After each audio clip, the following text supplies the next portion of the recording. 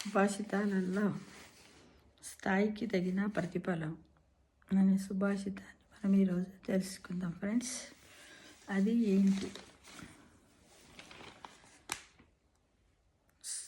స్నాయువసావశేషమలినం మగు నిమ్ము గ్రహించి జాగిలం బాయతమోదమందు జనదాకలి దానికి చెంతనున్న గోమాయుగు దానిని చూసి పరిమార్పక సింగము దంతి గూల్చుని ఛాయల నెల్లవారు నిజతత్వ సమాన ఫలార్తులే కదా. మరొకసారి,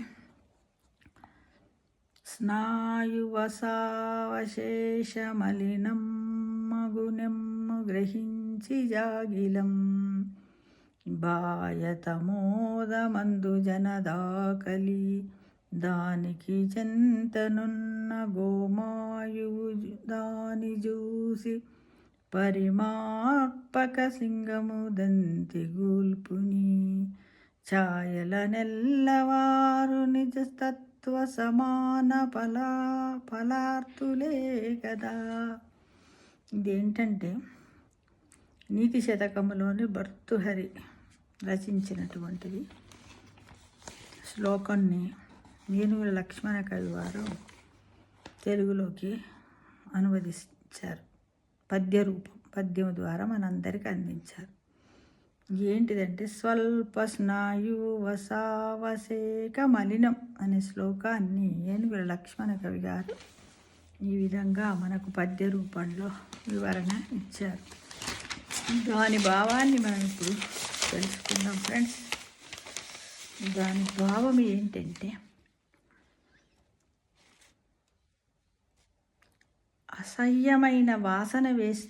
అసహ్యమైనటువంటి వాసన వేస్తున్న చిన్న ఎముక దొరికిన దానిలో మాంసము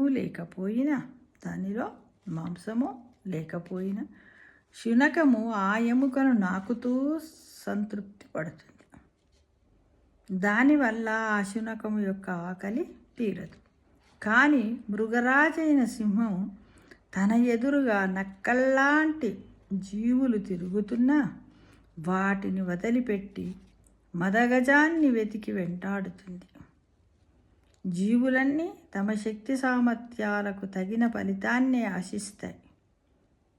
అలానే సమర్థత ఉన్నవారు తక్కువ ఫలితం కోసము ప్రాకులాడకుండా తమ స్థాయికి తగిన ప్రతిఫలం కోసం ప్రయత్నిస్తారు అని ఈ సుభాషితం ద్వారా మనమందరం తెలుసుకున్నాం.